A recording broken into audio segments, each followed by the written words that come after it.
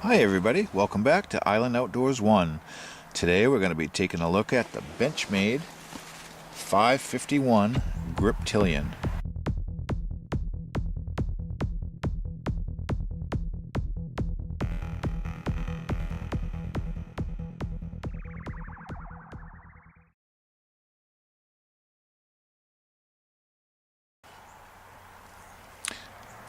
This blade steel is 154 cm, and this is a Mel Pardue design. And the price I found on Amazon for this at the time of this video was $102. So it seems though you can find these cheaper than that in the $80 price range, but the one I happened to find was $102, and that was for this orange one. So shop around if you're gonna buy one of these.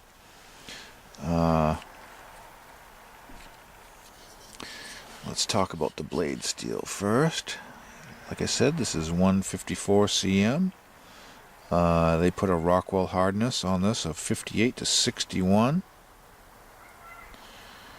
You can also get this in a couple different steels, which is nice. There's some options you can get this knife with, and that is N680 steel with a 57 to 59 Rockwell hardness, and you can also get these in CPM 20 CV steel with a Rockwell hardness of 59 to 61.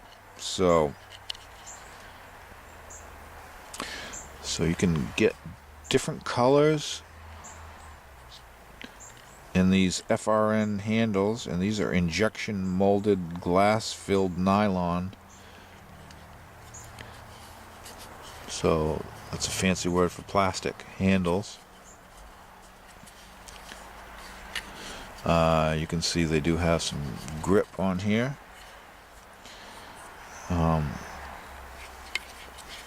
Whoops, you can see the orange one comes with a black pocket clip. The lanyard does not come with this, but it does come with a lanyard hole. It has a reversible tip up pocket clip, so you can have it on the right hand tip up or left hand tip up only. You can get nylon like this, nylon glass filled, or you can get these in G10 handles too for a different price, I'm sure. The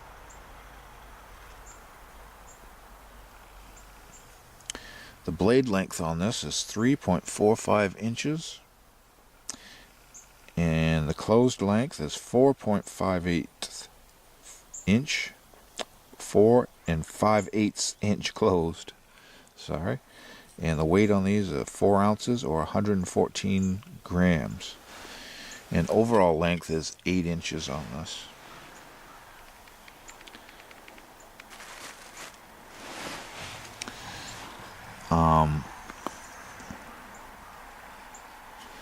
So let's look a little closer here.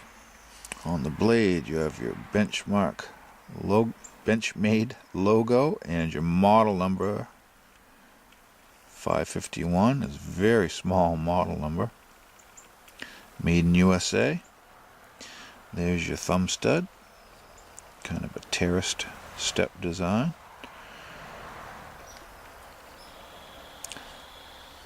And on the other side of the blade, there's our 154 cm designation blade steel. And there's the Mel Pardue design and the US patent number. You can see it has kind of a satin grind finish on it. Very nice. And this is a flat, I believe it's a flat ground blade. Yeah, it's a flat grind, about halfway to 2/3, I would say, up the blade. False swedge on top, very nice. Here's the spine of the blade. I would say this is, I don't have the specs, but I think that's around 3.5 millimeters thick. It looks a hair thicker than 3 millimeter. That's just an eyeball, and you can see it has a very rugged tip on it.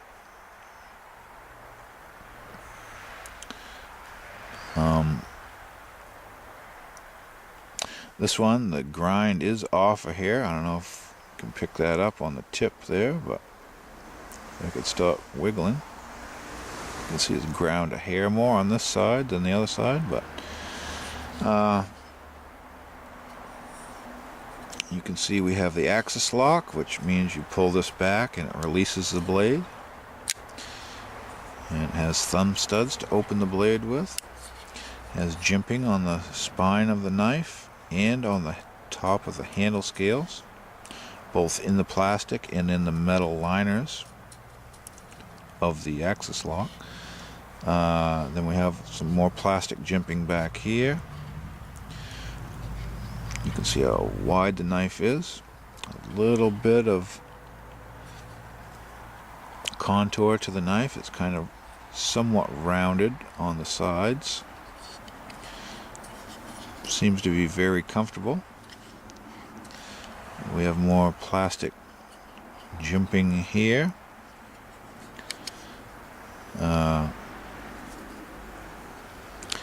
There's your lanyard hole right there. Takes 550 paracord. Nice.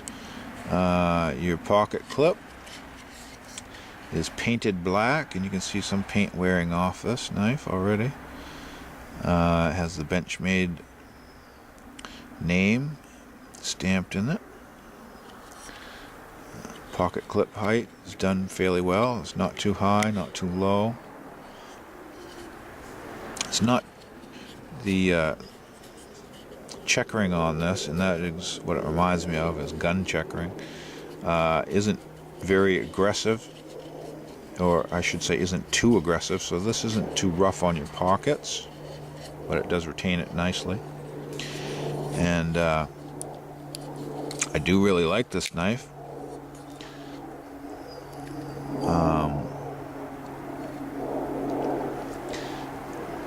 But I do have issues with it. Okay, before I get to that, let's look at Torx bit construction for the pivot, for the handle. Torx bits. So you can take this knife apart and maintain it, but I believe that voids your warranty if you take it apart from Benchmade, so let them do all your work for you. The issues I have with this knife is the price. Like I said, on Amazon right now it's $102. And I believe I paid around $80 for the knife. And for that kind of money, I don't expect my grind to be off. And it wasn't flickable. It was actually too tight to even flick the knife open. So I had to adjust the pivot screw to get it where I wanted it, and it was hard to get it. It has some blade play right now, and it's not free floating. I mean, I've got, see, the lock is all the way retracted, and that blade should fall easily. And my blade centering was not perfect. And to me, the handle felt cheap. So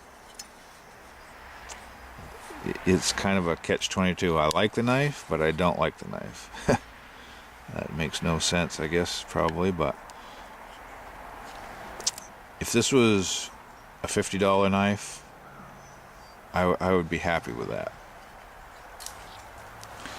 I think they would sell them all day long and twice on Sundays if they were in that price range. But $80 to $100.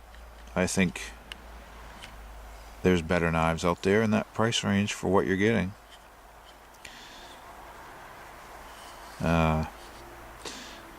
That's just my opinion. I think in that price range you should be getting S30V or better blade steel, in my opinion. But I don't want to be too hard on this knife. I do really like it. I don't want to give the wrong impressions. It does have good jimping.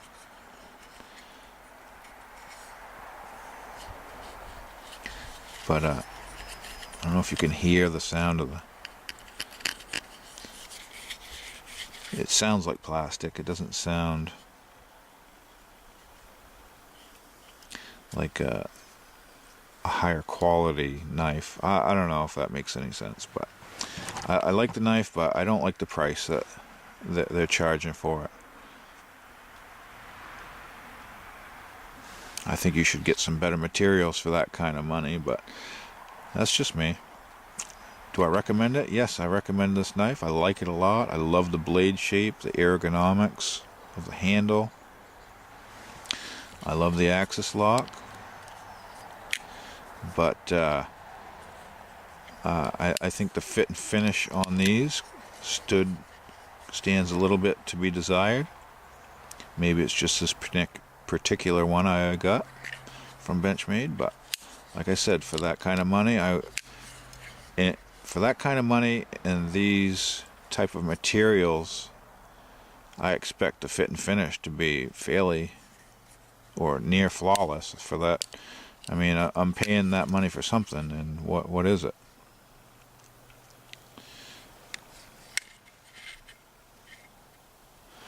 But I can recommend it. I like I said, I like the knife. I just don't like the price. The only thing I don't like about it is the price. And like I said, the blade grind,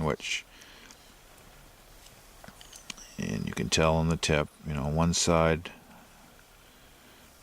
maybe you can, one side is ground farther than the other.